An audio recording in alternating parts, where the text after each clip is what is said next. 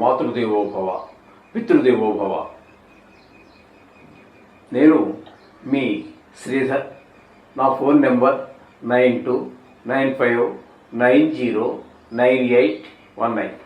Okay, ఇప్పుడు మనము September నెల 1వ తారీఖు నుండి 15వ తారీఖు వరకు పక్ష ఫలితాలు, గోచార ఫలితాలు ఏ విధంగా ఉన్నాయనేటటువంటిది తెలుసుకునే ప్రయత్నం చేద్దాం. ఇప్పుడు మేషరాశి వారికి తీసుకున్నట్టయితే, మేషరాశి వారికి తృతీయంలో గురు సంచారం జరుగుతున్నదండి. తృతీయంలో గురు సంచారం గోచార రీత్యా శుభ ఫలితములను ఇవ్వజాలదు. అక్కడ జరిగేది ఏంటంటే, ఏమి జరుగుతుంది అన్నట్టయితే, ఎవరి యొక్క కోఆపరేషన్, ఇంటిలో మన కుటుంబ సభ్యుల యొక్క కోఆపరేషన్ కానీ, సహాయ సహకారాలు కానీ, లేదు ఇంటి పక్కల వాళ్ళు కానీ, మనం ఉద్యోగం చేసే స్థలంలో కానీ, లేదా మన సొంత వ్యాపారం ఎక్కడో చేస్తున్నాం అక్కడ కానీ, ఒకవేళ ప్రభుత్వ ఉద్యోగం కనుక అయినట్టయితే మన ఉద్యోగం చేసే ప్రయత్నం అక్కడ ఆ ప్రదేశంలోని మన పై స్థాయి వారు కానీ, మన స్థాయి వారు కానీ, కింద స్థాయి వారు కానీ ఎవరో సహాయ సహకారాలు మనకి అందించజాలరు. అంటే ఏ విధమైన సహాయాల్లో 3 రకాలు ఉంటాయి. మనస, వాచ, కర్మణ. ఒకవేళ డబ్బులు అడిగితే ఇచ్చేవాడు వేరుగా ఉంటారు, మాట సహాయానికి వచ్చేవాడు వేరుగా ఉంటాడు, వాడు డబ్బులు ఇవ్వలేకపోవచ్చు. మనస, వాచ, కర్మణ. ఏదైనా పని చెప్తే తప్పకుండా వచ్చినప్పుడు చేసే పనే కదా, తప్పకుండా చేస్తాను నేను, వాడు ఒకడు. నాకు పని చెప్తాడని ఫీల్ అయిపోయాడు ఒకడు. ఆ రకరకాలుగా ఉంటుంటారు మనస్తత్వాలు. ఈ విధంగా ఉంటూ ఉంటాయి మనకి సహాయ సహకారాలు అనేటటువంటి. కొన్ని సందర్భాల్లో మనకి తెలియనటువంటి వాళ్ళు కూడా మనకు సహాయపడుతూ ఉంటారు. అది మనం గమనించుకోవాలి. అలాగే మనం కూడా ఎవరికైనా, అందరూ తెలిసి ఉండాలని ఏమి లేదండి. ఎవరో పడ్డారు, చిన్న కుర్రాడో లేకపోతే పెద్ద వయసు వాడో ఎవరో పడ్డారు, వెళ్ళి లేవదేస్తాం, తప్పదే కదా. ఆ విధంగా ఉండాలి. అంతేగాని నాకెందుకని పోయేటటువంటిగా అదేదో మనం ఏదో మరో ప్రపంచంలో బతకట్లా. మనిషి అనేటటువంటి వాడు సంఘజీవి కాబట్టి 10 మంది మధ్యలో బ్రతుకుతూ ఉంటాడు. కాబట్టి మనం ఇంకోటికి సహాయపడాలి, ఇంకొకరు కూడా మనకు సహాయపడుతూ ఉండాలి. ఈ విధంగా ఉంటేనే మనిషి సంఘజీవి అవుతాడు, కొన్ని బాధల నుంచి తప్పించుకుని బయటపడబడుతూ ఉంటాడు. ఓకే, ఇక్కడ గురువు వలన ఈ తృతీయ సంచారం వల్ల మనకి పెద్దగా ఎవరి యొక్క కోఆపరేషను దొరకనటువంటి పరిస్థితి. ఇకపోతే శుక్రుని యొక్క సంచారం కనుక తీసుకున్నట్టయితే చతుర్థ స్థానంలో 14వ తారీఖు వరకు, అంటే ఇంకో ఒక్కరోజే మిగిలి ఉంటుంది. మనం చెప్పుకుంటున్న పక్షఫలితాలు కాబట్టి ఆ ఒక్కరోజు మాత్రం 5వ స్థానంలోనూ సంచారం చేస్తూ ఉన్నారు. చతుర్థ స్థానం అనేటటువంటి దానికి సుఖస్థానం అని పేరు, అలాగే మాతృస్థానం అని పేరు, విద్య స్థానం అని పేరు. ఈ విధమైనటువంటి పేరు అనేక రకరకాలు ఉన్నాయి. ఆ విషయాలన్నింటిలో కూడా శుక్రుడు అనుకూలిస్తాడు. ఎట్లా అంటే, తల్లిగారి ఆరోగ్య విషయంలో కానివ్వండి, ఆవిడ యొక్క ఏదైనా ఒక వ్యవహారం ఏదైనా చేస్తున్నారు అనుకోండి, వాళ్ళు కూడా ఎంప్లాయీస్గా ఉండొచ్చు, లేదా వ్యాపారాలు చేస్తూ ఉండొచ్చు, వారితో మీకున్న అనుబంధం కావచ్చు, వారి ఆశీర్వచనం మీకు లభించడం కావచ్చు. ఈ విషయాల్లో తల్లిగారితో మీకు మంచి సంబంధ బాంధవ్యాలు ఉంటాయి. అలాగే విద్య విషయంలో కూడా ముందుకు దూసుకుని వెళ్ళవచ్చు. అలాగే భూమి విషయంలోనూ, గృహ విషయంలోనూ, వాహన విషయంలోనూ, మన యొక్క స్వభావం, మన ఆలోచనలు, వీటన్నిటి విషయంలో కూడా శుక్ర భగవాన్ యొక్క అనుగ్రహం మీకు 4వ స్థానంలో ఉన్న మూలాన, సుఖస్థానంలో ఉన్న మూలాన చాలా శుభప్రదమైన ఫలితాలన్నీ ఇస్తున్నాడు. ఒక్కరోజు మాత్రమే 15వ తారీఖు ఒక్కరోజు మాత్రం మీకు పంచమ స్థానంలో సంచారం చేస్తున్నారు. పంచమ స్థానంలో అనేటప్పటికీ పంచమ స్థానంలో కూడా యోగిస్తున్నాడు ఆయన. 4వ స్థానంలోనూ 5వ స్థానంలోనూ కూడా 2 చోట్ల కూడా యోగిస్తున్నారు. అయితే ఆ ఒక్కరోజు సంతానం విషయంలో, చదువు విషయంలో ఒక్కరోజు అనేది పెద్ద లెక్కేం తీసుకోక్కర్లేదు. తీసుకోవాలంటే తీసుకోవాలి, ఖచ్చితంగా 1 నిమిషమైనా కూడా తీసుకోవాల్సి ఉంటుంది.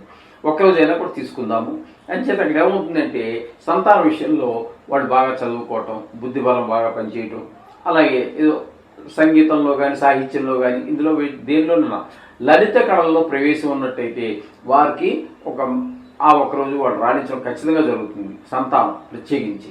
అంచేత 4, 5 స్థానాలు 2 స్థానాల్లోనూ కూడా శుక్ర భగవానుడు అనుకూలం మూలాన ముఖ్యంగా సినీ రంగంలో ఉన్నటువంటి వారికి, అలాగే షేర్ మార్కెట్లో పెట్టుబడి పెట్టేటటువంటి వారికి, ఈ సోషల్ మీడియాలో ఉన్నటువంటి వారికి, టీవీ రంగంలో ఉన్నటువంటి వారికి కూడా శుభప్రదమైనటువంటి ఫలితాలన్నీ కూడా శుక్రుని భగవాన్ యొక్క అనుగ్రహం వల్ల కలుగుతాయి. ఇందులో ఎటువంటి సందేహం లేదు. ఇకపోతే 5వ స్థానంలో రవి సంచారం జరుగుతోంది. అదే ఆయనకి స్వస్థానమే. కానీ ఏది ఏమైనప్పటికీ కూడా ఇక్కడ స్వస్థానమా, శత్రుక్షేత్రమా, లేకపోతే మిత్రక్షేత్రమా ఇటువంటి పరిగణలోకి తీసుకోబడవు. గోచార రీత్యా 5వ స్థానం అంటే స్థానం 5వ స్థానం కాబట్టి 5వ స్థానంలో శుక్ర భగవానుడు అనుకూలమైన ఫలితములను ఇవ్వజాలడు. ఏ విధంగా ఉంటుంది ఫలితాలు అన్నట్టయితే ఇది కూడా 5వ స్థానాన్ని సంతాన స్థానం అంటారు, అలాగే సంతాన స్థానం అంటారు, పూర్వపుణ్యం అంటూ ఉంటారు. కాబట్టి ఇక్కడ మీకు రవి యొక్క భగవాన్ యొక్క సంచారం ముఖ్యంగా పిల్లల మీద చదువు మీద శ్రద్ధ తగ్గటము, ఆటల మీద శ్రద్ధ పెరగటము, చిన్నపాటి దగ్గు జలుబు లాంటి అనారోగ్యాలు చేయటము పిల్లలకు, ఇలాంటి ఫలితాలే మాత్రమే ఇక్కడ మనకి గోచరిస్తూ ఉంటాయి. చదువు మీద శ్రద్ధ పెట్టలేకపోతారు. ఇంకా బుధుని యొక్క సంచారం కూడా ఇక్కడ 5వ స్థానంలోనే సంచారం జరుగుతున్నదండి. బుధుని యొక్క సంచారం 5వ స్థానం అనేప్పటికీ ఏమవుతుంది, మేషరాశికి సింహరాశి 5వ క్షేత్రం అవుతుంది. అది అక్కడ మీకు 5వ స్థానంలో బుధుడు కూడా శుభ ఫలితములను ఇవ్వజాలడు. తద్వారా ఈ రవి ఏ విధమైన ఫలితాలు ఇస్తూ ఉన్నాడో అదే విధమైన ఫలితాలన్నీ కూడా ఇంచుమించుగా బుధుడు కూడా ఇస్తూ ఉన్నాడు. సంతాన విషయంలోనే ఎక్కువగా వాడికి చదువు మీద శ్రద్ధ తగ్గటము, ఆటల మీద శ్రద్ధ పెరగటము, తద్వారా గాయాలు చేసుకోవటము, లేదా కొంత వయసు పెరిగినటువంటి అంటే మరీ ఎలిమెంటరీ స్కూల్ లెవెల్ పిల్లల గురించి మనం మాట్లాడుకుంటున్నాము. కానీ ఇంకొంచెం పెద్దవాళ్ళు 10th క్లాస్ వాళ్ళు వచ్చిన వాళ్ళు ఉన్నారనుకోండి, చెడు స్నేహాలు చేయటము, అలాగే కాలేజీకి వచ్చారనుకోండి ఇంకో రకాలు ఏవో ఇంటి మీద కంప్లైంట్స్ వస్తూ ఉంటాయి, మీ వాడు కొంచెం చిల్లర పనులు చేస్తున్నాడని. ఇదో కొన్ని దురలవాట్లు కూడా, చెడు స్నేహాల వల్ల దుర అలవాట్లు కూడా అబ్బేటటువంటి అవకాశాలు ఉంటాయి. అందుచేత ఒక ఇంటర్మీడియట్ 10th క్లాస్ దగ్గరికి వచ్చినప్పుడు పిల్లల మీద ఒక దృష్టి పెట్టుకుని ఉంచాలి. ఎటువంటి వారితో స్నేహం చేస్తున్నాడు అంటే ఏదో ఏంటంటే 10th క్లాస్ అయిపోయినప్పుడు ఒక హీరోయిజం వచ్చేస్తుంది వాళ్ళకి. ఇంటర్మీడియట్ దగ్గరికి వచ్చేటప్పటికి ఏదో సరదాగా పిల్లలతో పాటు ధూమపానం, గుట్కాలు, ఇంకా చర్మలు ఉన్నాయనుకోండి, అవన్నీ ఇంకా చెప్పక్కర్లేదు. ఆ విధమైన చెడు అలవాట్లకి చాలా అవకాశాలు ఉన్నాయి. కాబట్టి తల్లిదండ్రుల యొక్క దృష్టి ఖచ్చితంగా పిల్లల మీద ఉండాలి. ఈ విధమైన అలవాట్లన్నీ కూడా వచ్చే అవకాశం ఉంది. రబ్బర్లు కావచ్చు, బుద్ధి వల్ల కావచ్చు. అలాగే కేతువు కూడా ఇక్కడే ఉన్నాడు, 5వ స్థానం అయినటువంటి సింహంలోనే. ఇక్కడ ఇంచుమించుగా 5వ స్థానంలో రవి, బుధ, కేతు, ఒక శుక్రుడు ఒక్కరోజు ఉంటాడు అనుకోండి, ఆయన పక్కన పెడతాం. కేతువు కూడా ఇవే ఫలితాలు పిల్లల గురించి.